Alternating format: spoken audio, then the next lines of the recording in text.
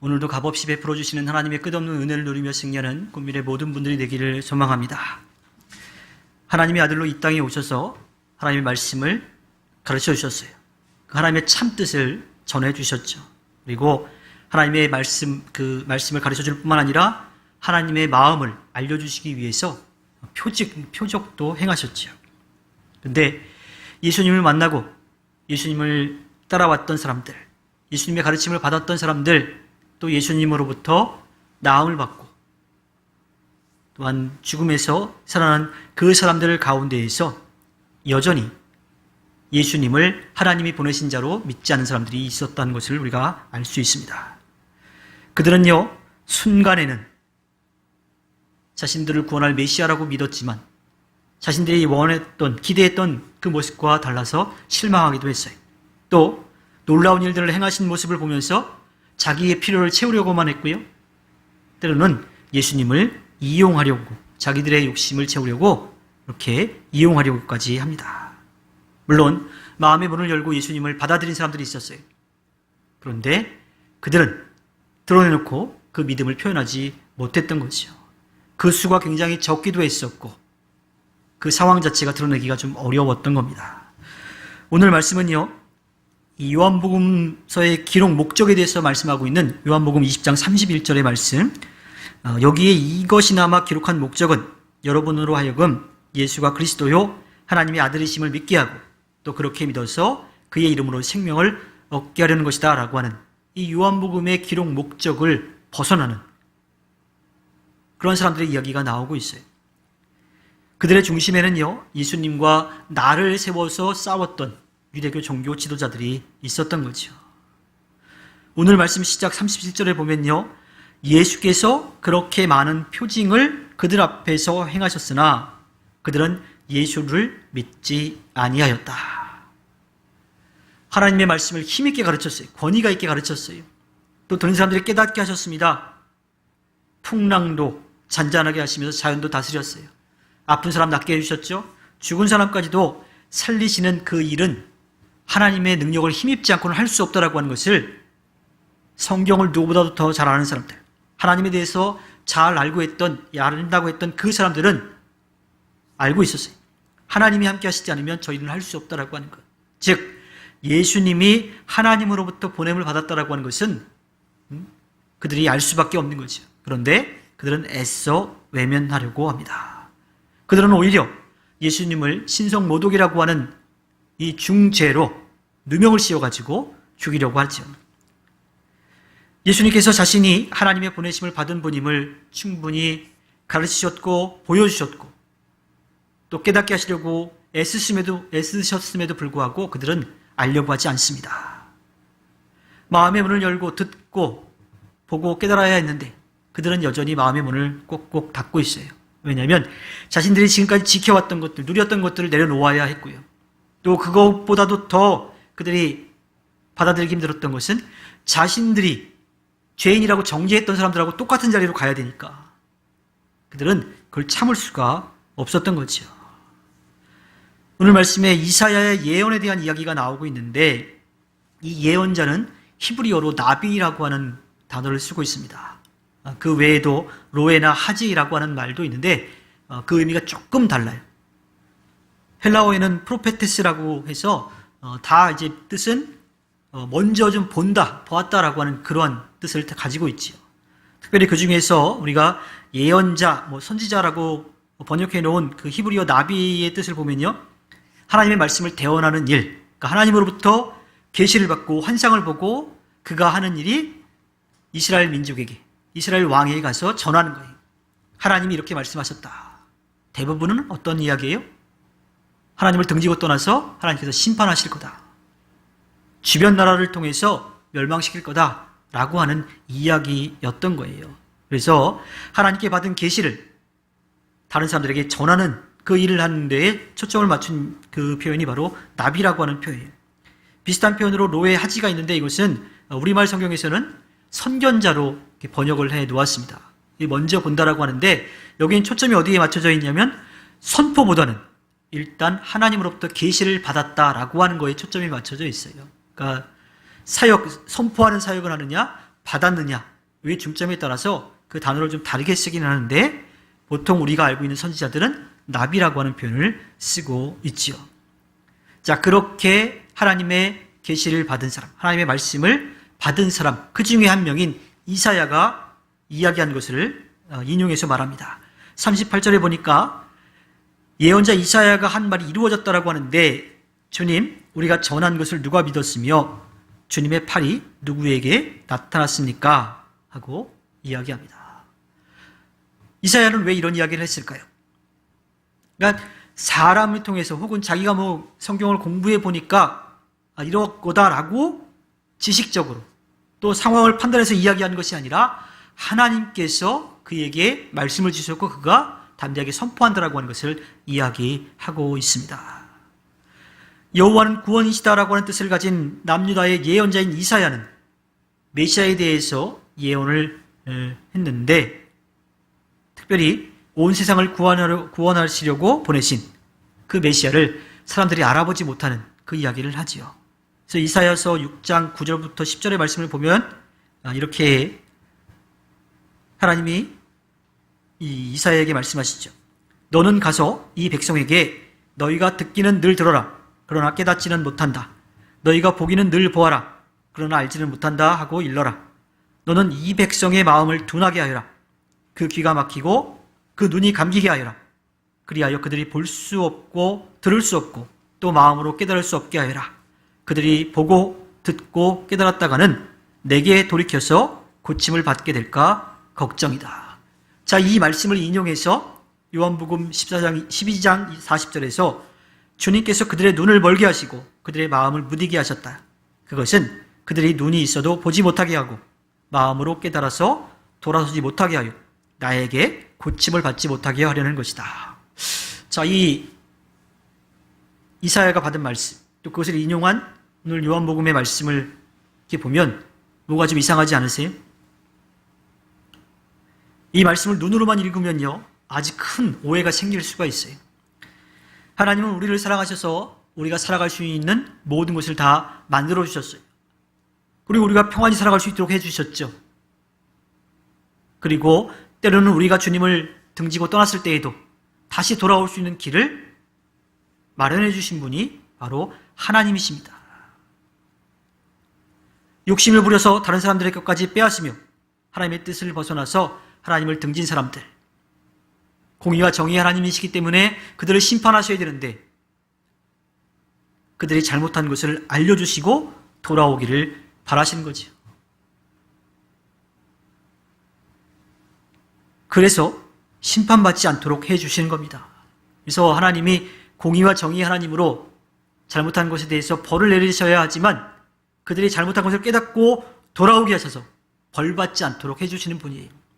자, 이런 하나님의 성품을 봤을 때에 이사야 6장 9절과 10절의 말씀, 오늘 요한복음서 12장 40절의 말씀을 어떻게 받아들여야 할까요?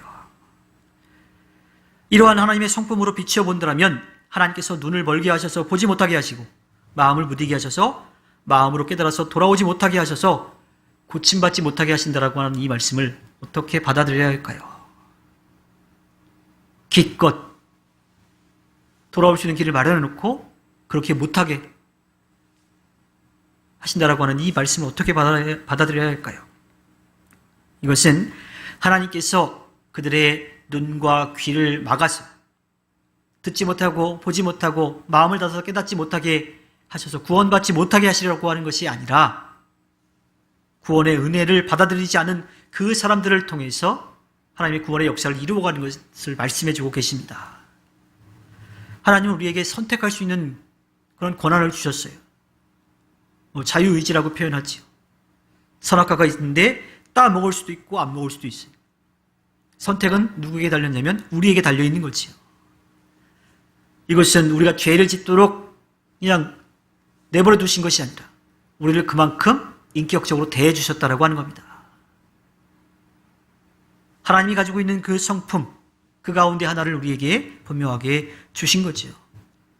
하나님은 우리를 로봇으로 만들지 않으셨어요.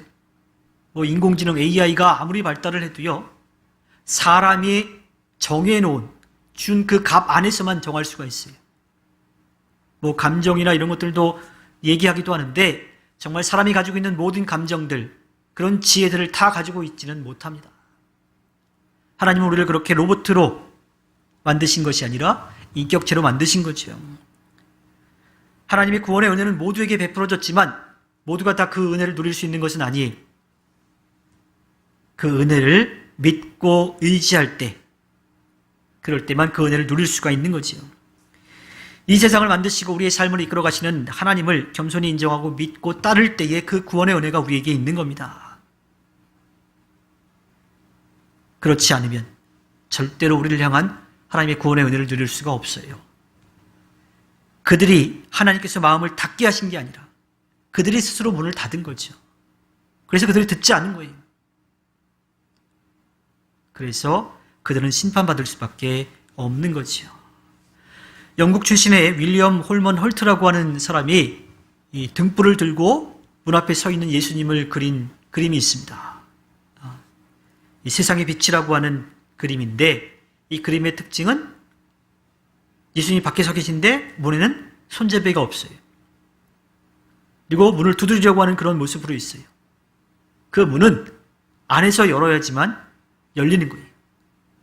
즉 하나님께서 우리들에게 주신 이 선택할 수 있는 권한, 또 인격적으로 대해 주시는 것, 또 구원의 은혜는 하나님께서 일방적으로 행하시는 것이 아니라 구원의 은혜를 받아들여야 된다고 하는 것을 아주 잘 알려주고 있는 그림이지요.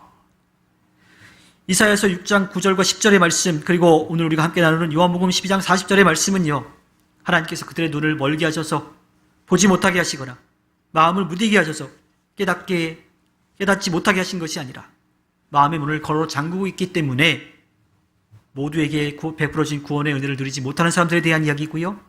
오히려 그들을 통해서 하나님의 구원의 은혜를 이루어 가시는 것을 분명하게 보여주십니다. 그들이 그렇게 행한 것 때문에 하나님께서는 그 일을 통해서도 예수님이 십자가에 못 박혀 돌아가심으로써 그 구원의 은혜를 온전히 완성할 수 있도록 해주신 겁니다. 즉 하나님의 구원의 역사를 약속대로 그 주어진 상황 가운데 이루어 가시는 것을 우리가 알 수가 있죠. 하나님은 예언자들을 통해서 하나님을 등지고 떠난 이스라엘 민족이 호되게 혼날 거라고 분명하게 말씀해 주셨어요. 자, 예언자들의 마음이 어땠을까요? 하나님을 만나서 하나님의 말씀을 들었는데 그 말씀이 다 주변 나라에 의해서 멸망할 거라고 하는 이야기를 들었어요. 또 그것을 누구에게 가서 전해야 돼요? 왕에게 가서 전해야 돼요. 또 자기 민족이 멸망할 거라고 가서 선포해야 돼요. 그 일이 쉬웠을까요? 굉장히 어려웠을 겁니다. 모르긴 해도 이 선지자들 중에도 계시는 받았지만 그 계시를 선포하지 않은 사람, 또 제대로 선포하지 않은 사람들도 분명히 많이 있었을 거예요. 성경에는 두려운 마음이 있지만 하나님의 선하신 뜻 가운데 믿음을 가지고 담대하게 선포한 그 사람들의 이야기가 주로 담겨져 있지요. 자, 그렇다면 예언자들이 하나님께서 이스라엘 민족을 심판하실 것이라고 하는 그 말씀을 들었을 때, 또 그 사람들에게 선포했을 때 그 선포한 그대로 이루어지는 것이 예언자가 성공한 일일까요? 아니면 예언자가 그렇게 선포했지만 그게 이루어지지 않는 게 성공한 걸까요?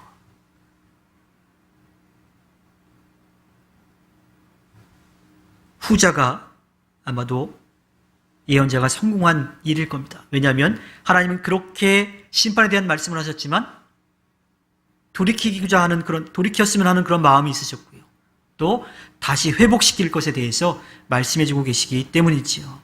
그런데 안타까운 것은 돌이키는 일이 없이 한번 호되게 혼나고 나서야 겨우 돌아오는 그런 일들이 이어져 왔던 거지요. 하나님께서는 예언자를 보내신 그 까닭은 사람들의 그 삶이 변화되기를 바라셨던 겁니다. 예수님도 안타깝지만 그 일이 지금 이루어지는 것을 받아들이고 계시는 거지요. 이어지는 요한복음서 12장 41절에 보면 이사야가 이렇게 말한 것은 그가 예수의 영광을 보았기 때문이다. 이 말은 그가 예수를 가리켜서 한 것이다. 이사야는 예수님이 오시기 700년 전에 살았던 사람이에요. 이사야 6장 1절에 보면 우시야 왕이 죽던 해에 나는 높이 들린 보좌에 앉아 계신 주님을 배웠는데 그의 옷자락이 성전에 가득 차 있었다. 그러니까 이사야는 우시야 왕이 죽던 해에 하나님의 계시를 받고 그것을 선포하며 선지자의 사명을 이제 시작하게 되는 거죠. 그때 주님을 보았다라 그래요. 이는 하나님의 말씀을 듣고 깨달은 것으로 볼 수가 있어요. 그래서 주님의 영광을 보았다라고 하는 것은 이 세상을 구원할 메시아가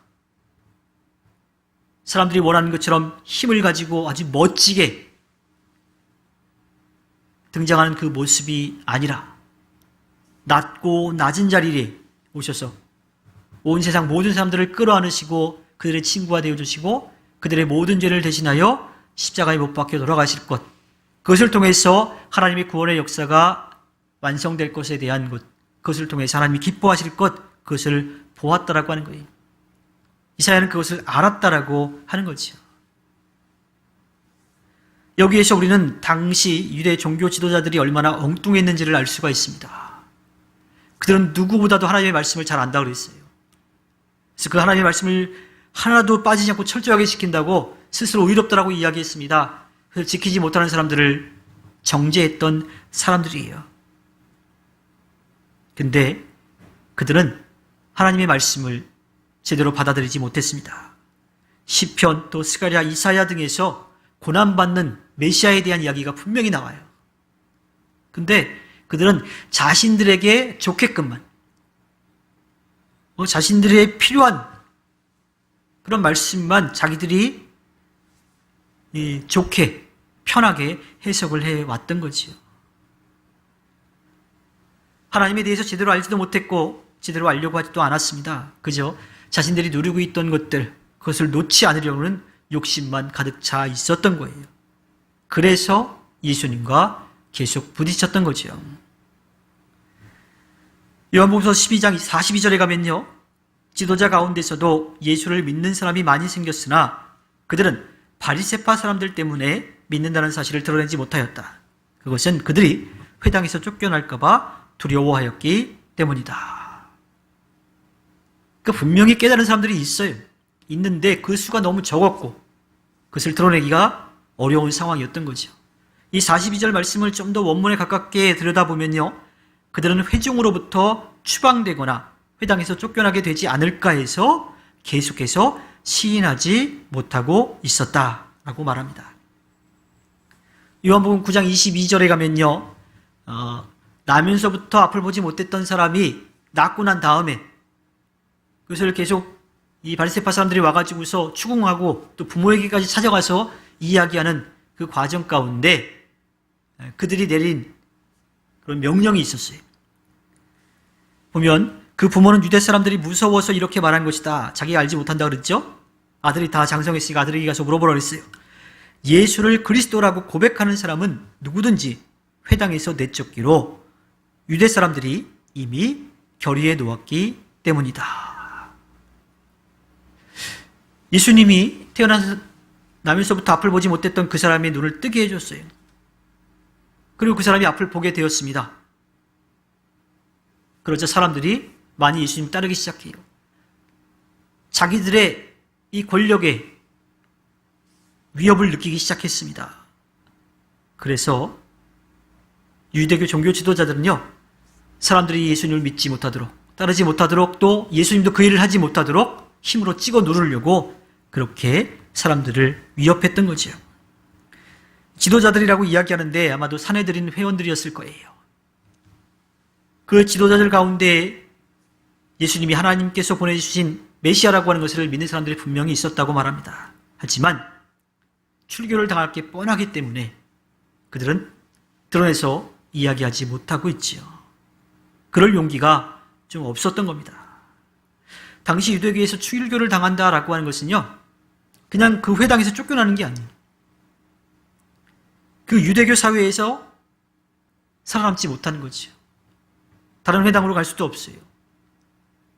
왜냐하면 단순히 거기서 쫓겨나는 수준이 아니라 저주를 받는다고 생각했기 때문이죠. 지금도 마찬가지이지만 한 공동체에서 왕따를 당하면요, 그 공동체에서 살아남기가 너무 어렵습니다. 당시에는 출교를 당하면 몸은 살아있어도 죽은 사람이나 마찬가지였던 거죠. 그래서 그들은 쉽게 자기들이 예수를 믿는다라고 하는 이야기를 할 수가 없었던 거예요. 오늘 마지막 절에 가면요, 요한복음 12장 43절에 그들은 하나님의 영광보다도 사람의 영광을 더 사랑하였다라고 합니다. 이 이야기가 조금 부정적으로 들릴지도 모르겠어요. 근데요, 그들을 우리가 예수님을 제대로 믿지 못했다라고 그렇게 이야기할 수는 없을 것 같아요. 예수님을 믿지만, 분명히 믿음은 있지만 아직 더 자라나야 할 그러한 믿음일 뿐인 거죠. 자신이 믿고 있다라고 하는 것을 드러내지 못하는 사람들에게 절대로 손가락질을 해서는 안 됩니다. 우리 자신을 한번 볼까요? 우리는 어떨까요? 우리도 믿음으로 살아간다고 하지만 순간순간 내가 믿는 사람이라고 하는 것을 숨기고 싶을 때가 있어요. 저도 제 아내가 제일 무서울 때가 언제냐면 저한테 목사님 하고 부를 때예요. 그럼 분명히 제가 목사로서 하지 말할 행동이나 말을 하고 있다라고 하는 거거든요. 그게 믿음으로 살아가지만 상황과 형편에 따라서 오히려 세상의 것에 더 욕심을 부릴 때가 있어요. 그래서 주님께 한 발, 세상에 한 발 놓고 필요에 따라서 왔다 갔다 하는 거죠. 회개할 때는 주님께만 한 발 딛고 뜨고, 또 내가 좀 얻을 게 있다라면 또 세상에 한 발 두고 주님께 한 발 뛰고, 그러한 모습들이 우리에게 정말 있다라고 하는 겁니다. 주님께만 두 발을 놓고 있으면 참 좋으련만 안타깝게도 우리는 그렇게 살지 못하고 있습니다. 그렇다고 절망할 필요는 없죠. 세상의 것에 욕심을 내며 살 때 성령께서 우리들에게 그 모습이 바뀌어야 된다라고 분명하게 알려주세요. 그리고 돌아올 수 있도록 도와주시죠. 또한 우리가 성숙한 믿음을 가질 수 있도록 도와주시면서 옆에 있는 사람도 함께 그렇게 도울 수 있도록 우리에게 힘을 주십니다. 그래서 우리는 서로 성숙한 믿음을 가질 수 있도록 곁에서 격려하며 도와주어야 합니다. 그렇게 아주 천천히 조금씩이라도 더욱더 주님께 두 발을 다 놓으려고 그렇게 애쓴다면 우리의 믿음은 더욱더 성숙해질 겁니다. 우리는 주님께도 마음의 문을 활짝 열어야 하고요. 또 우리와 함께 살아가고 있는 사람들에게도 마음의 문을 활짝 열고 살아가야 합니다. 주님께도 의지하고 또 서로가 서로를 격려하면서 기도하고 힘을 보태서 하나님의 뜻을 이루어가야 하기 때문이죠. 세상에서만 필요한 것을 얻으려는 복을 바라려고 하는 그런 작은 믿음이 아니라 주님께서 부탁하실 때에 마음의 문을 활짝 열고 받아들이고 또 할 수 있는 대로 성령을 의지해서 그 일을 감당하는 우리의 삶이 되어야 합니다. 필요에 따라 문을 닫고 여는 그러한 삶이 아니라 우리를 믿고 맡겨주신 그 일을 감당하기 위해서 마음의 문을 활짝 열고 주님께서 맡기신 일을 감당해서 주님께 기쁨을 드리는 꿈미래 모든 분들이 되기를 주님의 이름으로 부탁드립니다. 기도하겠습니다.